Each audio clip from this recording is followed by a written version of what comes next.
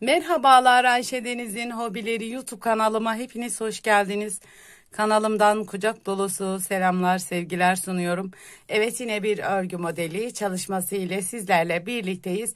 Bu videomda sizlere ilk defa görmüş olduğum farklı bir modelle geldim. Hem de yapımı bir o kadar kolay bir model arkadaşlar.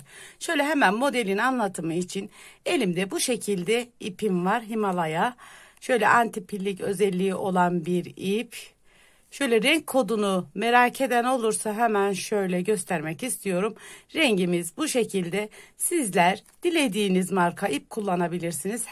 Her marka, her farklı ip de güzel duracağını düşünüyorum bu modelin.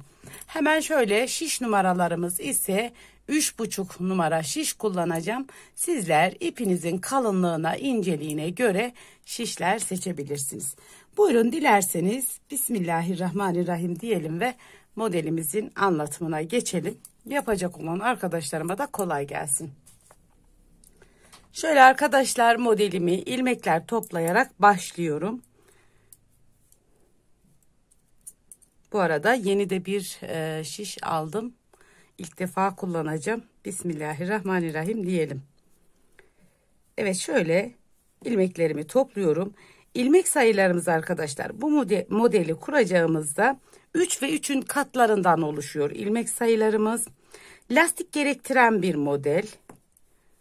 Siz istediğiniz lastik örgüyü etek kısmına geçebilirsiniz. Ben şöyle model göstereceğim için direkt modelimi uygulayacağım. Ben ilmek sayılarımı ayarlayıp geliyorum. Evet, şöyle ilmeklerimi ayarladım. Tekrar hatırlayalım. 3, 6, 9, 12, 15. 15 ilmek üzerinde sizlere modelimi anlatacağım. Hemen başlayalım.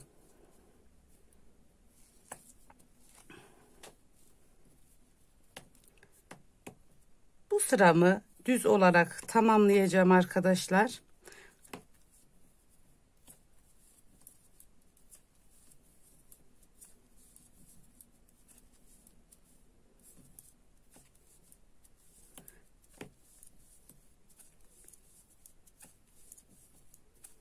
Evet, şiş yeni olunca biraz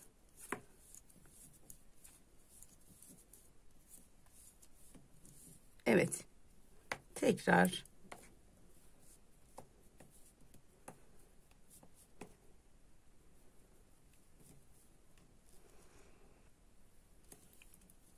evet, burada da bir sıra düz örüyorum. Tekrar dediğim üzere sizler etek kısmını istediğiniz lastik örgüyü ayarlayabilirsiniz. Ben şöyle model göstereceğim için birkaç sıra, şöyle 2 sıra düz ördüm. Bir sırada ters öreceğim. Hemen burada da bir sıra ters örgümü öreceğim. Ön yüzde modelime başlayacağım.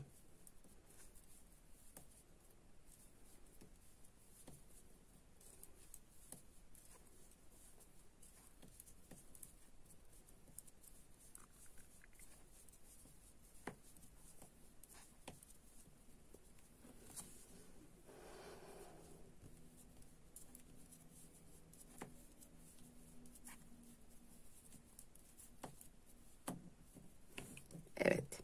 Şimdi modelime başlıyorum arkadaşlar. Bir sırada ters ördüm. Burada kenar ilmeğimi örmeden alıyorum. 3 ilmek üzerinde işlem yapıyoruz. Hemen burada 3 tane ilmeğim var. 1, 2, 3. ilmeğimi alıyorum. Diğer 2 ilmeğimin üzerinden bu şekilde atlatıyorum.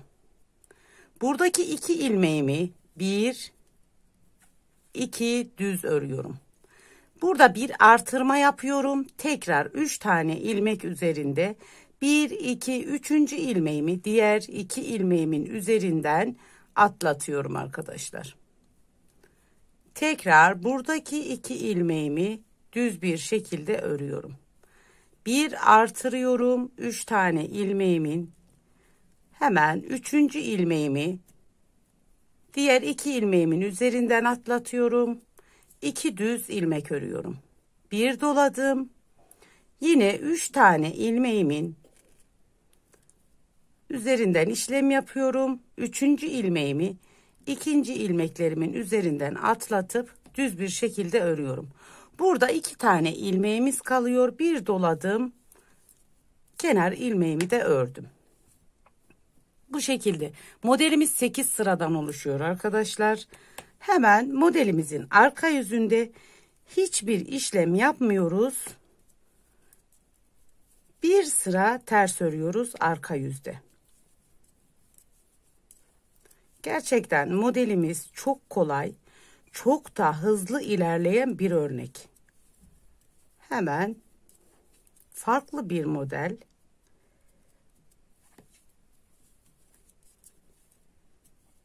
Evet. Şimdi bir sıra model kurduk. İkinci sırada ters ördük arka yüzde. Şimdi burada diğer örneğimize geçmeden önce bir sıra düz, bir sıra ters daha örüyoruz. Modelimizin ön yüzündeyiz. Bir sıra düz örüyorum.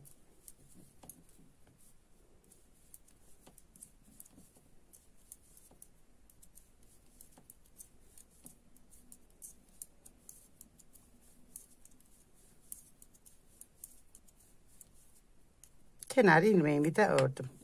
Şimdi modelimin arka yüzünde bir sıra ters örüyorum. Kenar ilmeğimi örmeden alıyorum. Buraları modeli hızlı gösteriyorsun diyen olabilir ama modelimizin hemen hemen büyük bir bölümü ters düz örgüden oluşuyor arkadaşlar.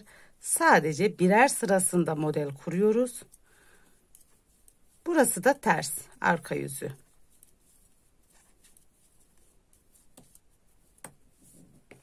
Şimdi aslında teknik bu arkadaşlar. Modelimizde örneğimizin tekniği bu. Şimdi örneklerin yerlerini kaydıracağız. Yerlerini değiştireceğiz. Bu yapmış olduğumuz bölüm şu kısımdan sonra 4 sıradan oluşuyor. Şimdi bir 4 sıralık daha model yaptığımızda 8 sırada kendini tamamlıyor. Onu da hemen nasıl yapacağımızı kısaca göstereyim. Evet, şimdi modeli bir ilmek içe doğru kaydıracağız arkadaşlar. Şu ajur bölümü şu kısımlara denk gelecek. Bu yapmış olduğumuz 2 düz ilmeklerimiz ise ajur bölümünün üzerine denk gelecek. Bunu da kenar ilmeğimizi örmeden alıyoruz. Bir ilmek düz örüyoruz. Bir ilmek düzümden sonra bir doladım. Aynı işlemi tekrar yapıyorum. 1, 2, 3. ilmeğimi diğer 2 ilmeğimin üzerinden atlatıyorum. 2 düz. Bir dola. Buradaki 1, 2, 3. Üçüncü ilmeğimi diğer 2 düz ilmeğimin üzerinden atlatıyorum. 1, 2 düz. Tekrar dola, 3 ilmek üzerinden işlem yapıyoruz.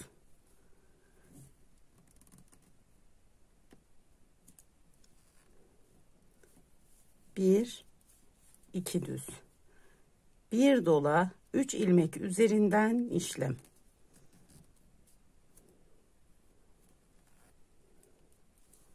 Bir, iki düz. Şimdi burada başta dolama yaptıysak kenarda dolama yapmıyoruz bitiş noktasında. Şimdi burada kenarda dolama yaptık, ilk örmeden önce doladık. Burada ördükten sonra doladık. Yani burada dolama yaparsak artırmış oluruz. 15 ilmek üzerinden başladık. 15 ilmekle yine bitiriyoruz arkadaşlar. Şöyle. Tekrar arka yüzde zaten bütün ilmeklerimizi ters örüyoruz.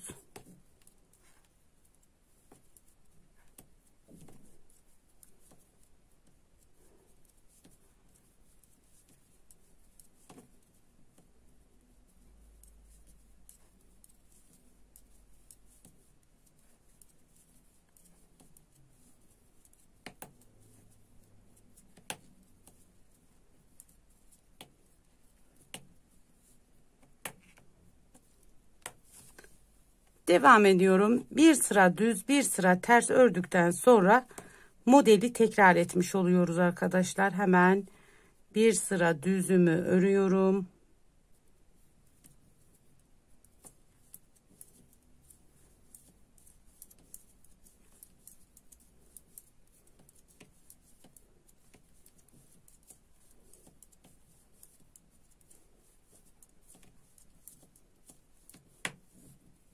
Bir sıra ters.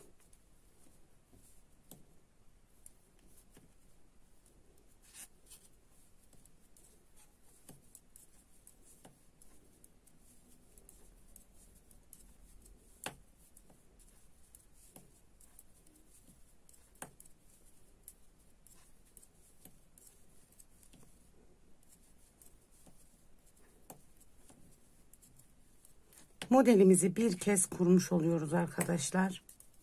Şöyle. Şimdi bundan sonra yapacağımız işlem bir alt sırada yapmış olduğumuz işlemlerin tekrarı oluyor. Yani ilk sırada ne yaptıydık? Kenar ilmeğimizi örmeden aldık. Buradaki 3 tane ilmeğin 3. ilmeğimi bu şekilde 2 ilmeğimin üzerinden atlattım. 2 düz ördüm, artırma yaptım. Yani bu şekilde devam ediyor. Şimdi ben daha önce yapmış olduğum büyük parça üzerinde modelimi göstereyim. Şöyle arkadaşlar, modelin ilerlemiş hali bu şekilde. Hem yapımı kolay hem çok hızlı ilerleyen bir örnek. Tabii ki dediğim üzere lastik gerektiren bir model. Lastik yapmazsanız kenarlarda kıvrılma olabiliyor. Ben haroşa yaptım ama bu modele ters düz örgünün de lastik örgünün de çok yakışacağını düşünüyorum. Modelimin şöyle arka yüzünde göstereyim. Modelimin arka yüzü de bu şekilde görünüyor. Şöyle farklı açılardan gösterelim. Evet, bu model nelere yakışır arkadaşlar? Bu modeli ben daha çok yeleklere yakıştırdım. Hırka, bebek örgüleri yapabilirsiniz. Bebek yeleklerine yakıştırdım. Atkılar yapabilirsiniz. Bluzlar yapabilirsiniz. Mevsimlik örgülerinizde kullanabilirsiniz. Yani yakıştırabildiğiniz 2 şiş örgü alanlarında kullanabileceğiniz güzel bir model. Evet arkadaşlar, bu videomda sizlere dilim döndüğünce bu modelin anlatımını yapmaya çalıştım. Evet, bir videomuzun daha sonuna geldik. Bu aşamaya kadar beni izlediğiniz için çok teşekkür ederim. Bir diğerki videomuzda görüşmek dileğiyle. Allah'a emanet olun. Hoşça kalın. Kendinize iyi bakın.